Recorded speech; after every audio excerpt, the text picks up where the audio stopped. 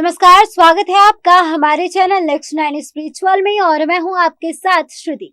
इस रिपोर्ट में हम बात करने जा रहे हैं कृष्ण की लीलाओं की। जैसा कि हमने पिछले वीडियो में बताया था, कंस को जब आकाशवाणी हुई थी, वहीं आज हम उस कथा को आगे बढ़ाने जा रहे हैं। बता दें कि खुशी की खबर आती है, देवकी के गर्भ से पुत्र का जन्म होता है।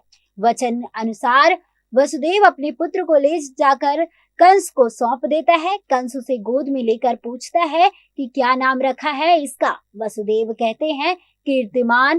कंस इस पर हंसते हुए कहता है कि हम तुम्हारी प्रतिज्ञा पालन से प्रसन्न हैं, लो इसे वापस ले जाओ, हमें इस बालक से कोई भय नहीं।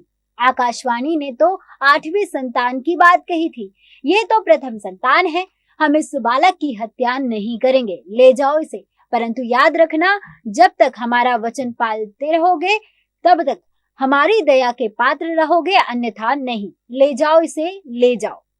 तब बता दें कि भगवान श्री कृष्ण से नारद कहते हैं कि प्रभु, ये कैसी लीला है आपकी। आपने उस पापी के मन में दया का भाव डाल दिया तो उसके पाप का घड़ा कैसे भरेगा और फिर कैसे उसका संहार होगा। यह सुनकर श्री कृष्ण मुस्कुरा देते हैं।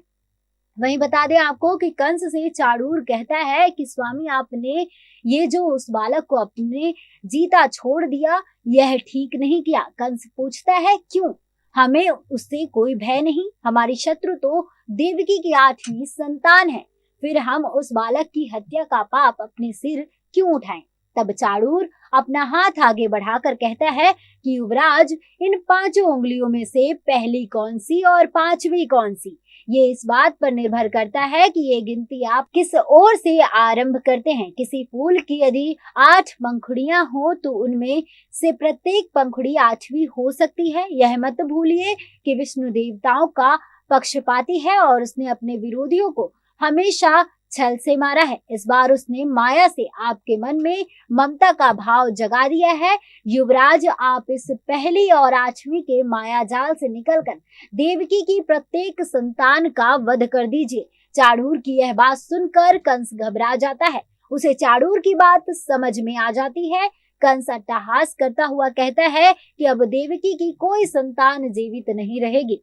इधर वसुदेव बालक को लेकर देवकी के पास पहुंचते हैं तो देवकी खुश होकर पूछती है, भैया ने छोड़ दिया? वसुदेव कहते हैं हाँ। तभी कंस वहां आ धमकता है और बालक को देवकी के हाथ से छुड़ा ले जाता है। देवकी रोती रह जाती है और वह ले जाकर उसका वध कर देता है।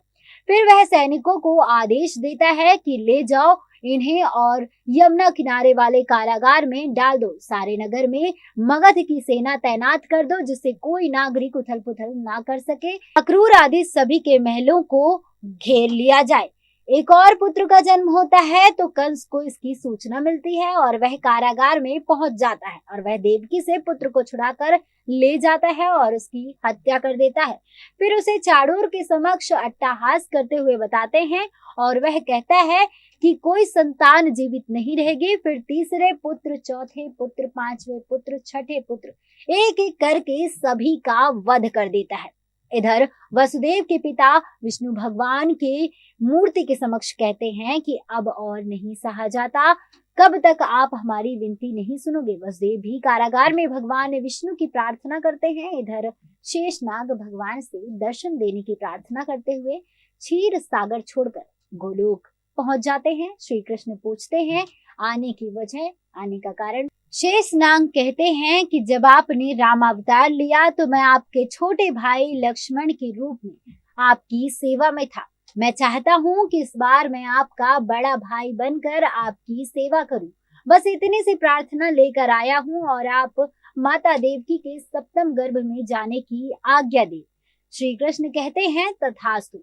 तभी रात्रि में देवकी कहती हैं, आर्य देखिए। वसुदेव आंखें खोलकर देखते हैं। वसुदेव कहते हैं ये क्या हुआ? देवकी कहती है कि ऐसा लगता है कि मेरे गर्भ में एक दिव्य प्रकाश ने प्रवेश किया है। वसुदेव भी देखते हैं कि गर्भ के चारों ओर प्रकाश फैला हुआ है। दोनों इसे देखकर आश्चर्य हो जाते हैं। देवकी से वसुदेव कहते हैं कि इस प्रकाश को छिपा लो, इसे कोई देख ना ले। लेकिन 3 सैनिक इसे देख लेते हैं और वे इसकी सूचना देने के लिए कंस के पास चले जाते हैं और कंस को इसकी सूचना देते हैं।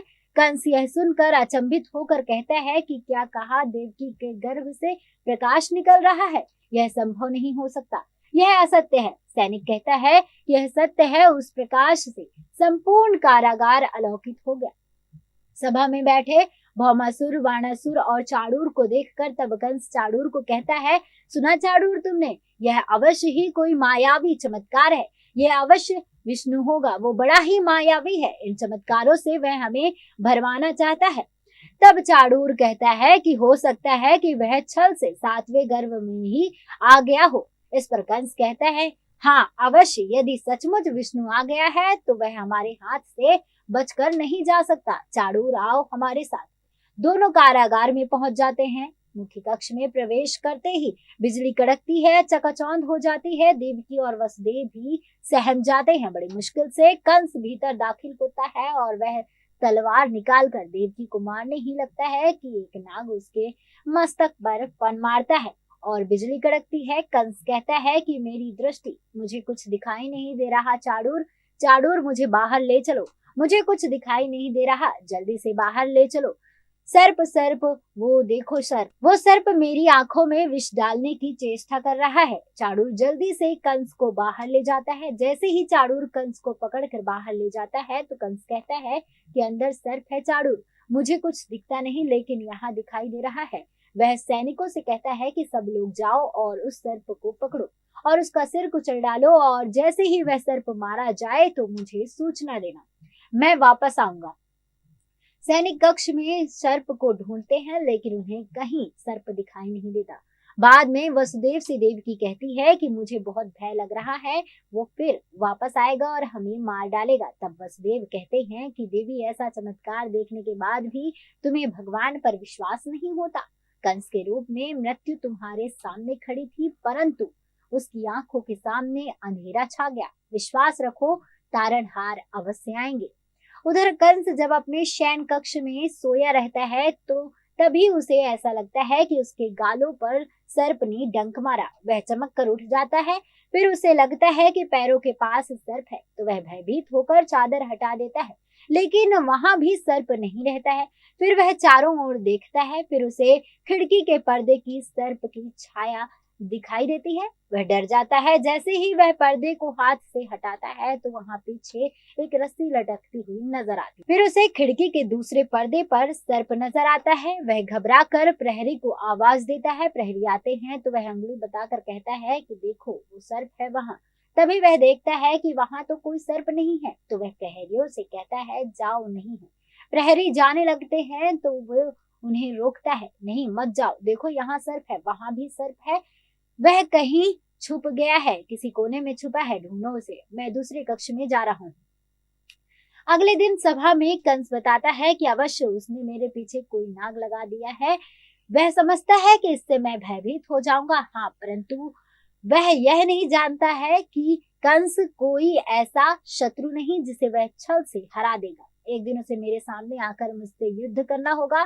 तब चाणूर कहता है कि वह आप जैसे वीर के समक्ष कभी नहीं आएगा, उसने सदा छल से ही काम लिया है, वो बड़ा मायावी है। तब कंस कहता है तो क्या हुआ, हमारे पास भी बड़े मायावी हैं। ये कैशी है जो घोड़े के रूप धारण कर लेता है, ये कागासुर है जो कौवे का रूप धारण कर लेता है, ये बकासुर है, और सबसे बड़ी मायावी तो पूतना है।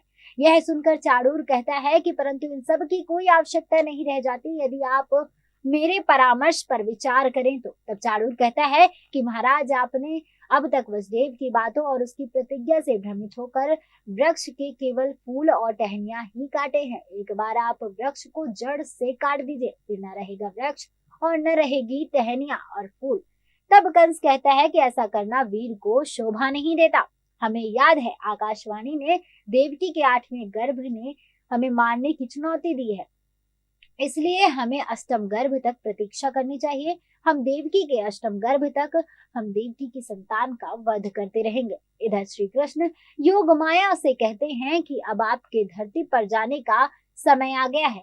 हे कल्याणी, आप जाएं और देवकी के गर्भ में शेषनाग को वसुदेव की दूसरी पत्नी रोहिणी के गर्भ में स्थापित कर दें। कृष्ण की लीला में आगे क्या हुआ बताएंगे आपको अगले वीडियो में। ये वीडियो आपको कैसी लगी, ये पूरी जानकारी आपको कैसी लगी, आप हमें कमेंट बॉक्स में कमेंट कर जरूर बताएं। बता दें कि पूरी जानकारी हमें वेबसाइट्स और अन्य जगहों से प्राप्त हुई है। इस वीडियो को लाइक करें, शेयर करें और चैनल को सब्सक्राइब करें। नमस्कार।